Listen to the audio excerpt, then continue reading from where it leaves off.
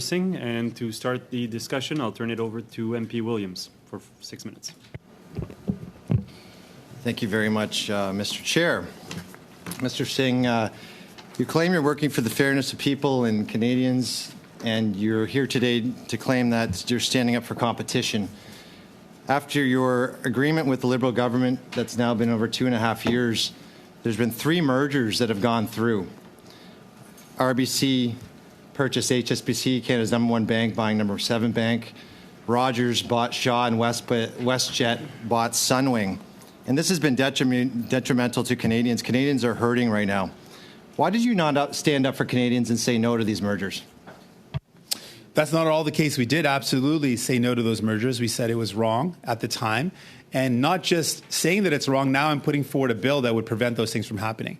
We actually put forward the amendments in the other bills that I noted to make it harder for these type of mergers to happen. We've been very vocal opposing mergers that hurt Canadians. I've asked questions in Parliament on these very matters. And we are now I'm putting forward a bill in my name that specifically would ban mergers that make up more than 60% of market share. So, Mr. And in Singh, addition, we've put amendments that make it harder for mergers that are 30% and above. So, Mr. Singh, you do have an agreement with the government. So at any time you could have ended that agreement. You could have included this as a stipulation in the agreement. And I think at the end of the day, we look at these agreements as useless because in not standing up for Canadians, these corporations have actually gotten bigger. When we look at HSBC and RBC buying HSBC, even in Vancouver, where you reside, HSBC had 10% of the book for mortgages. After that merger, interest rates went up almost 1%.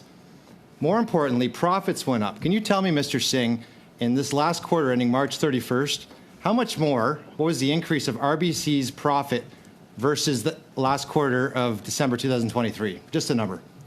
We are absolutely opposed to the type of mergers, and that's why we're putting forward a bill to do exactly that. So if the Conservatives are in support of these type of changes, I would invite them to support my bill, which would ban outright any merger that increases the market share beyond 60%. Support the bill. The bill is about ending these type of mergers, stopping mergers that hurt Canadians. So, Mr. Singh, for a long time, Conservatives and Liberals have ignored this problem. The number is $1 billion. That's how much more profit RBC made in the first quarter of 2024 versus the last quarter of 2023. HSBC only made $300 million in that last quarter. So you can see what happens when mergers go through. Not standing up for Canadians means that Canadians are hurting.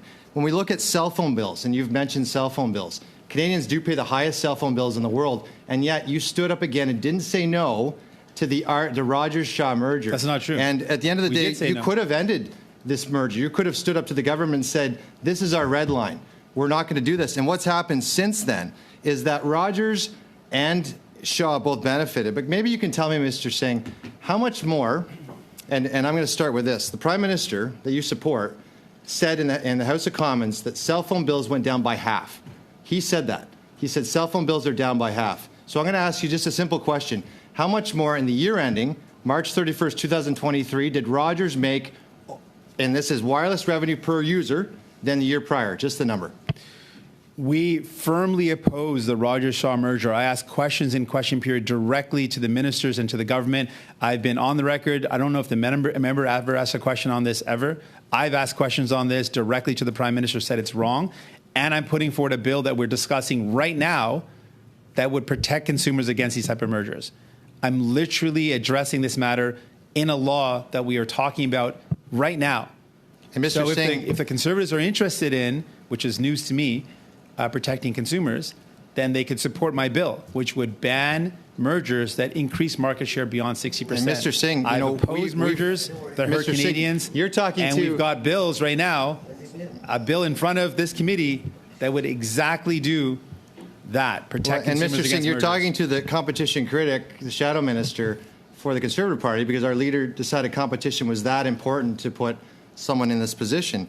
And when we talk about where you could have been, you're actually in another position. You could have stopped the government from approving these 3 mergers which have hurt Canadians. We say, it's a walking contradiction. You're standing up for these corporations who have only got bigger I'm not since standing you've up for been in them. power, I'm and opposing them. consumers have lost less power. We're not seeing the prices come down. We're not seeing competition in, and you presented a bill, and we presented lots of changes. Even you and I had the both efficiency defense change that this government stole from us that was there, but you're not standing up for Canadians, and Canadians feel that you've sold them out. They feel That's that not at all you're the not case. standing up to the corporations. They feel that they're not going to do it. That's So not at all the people case, only sir. they only trust actions match word. Mr. Singh, the other push that we're pushing for in Canada is open banking. If we want to talk about taking a chunk out of the banks in Canada, open banking would do that. In the UK, when open banking was implemented, it saved the average person in the UK $400 a year.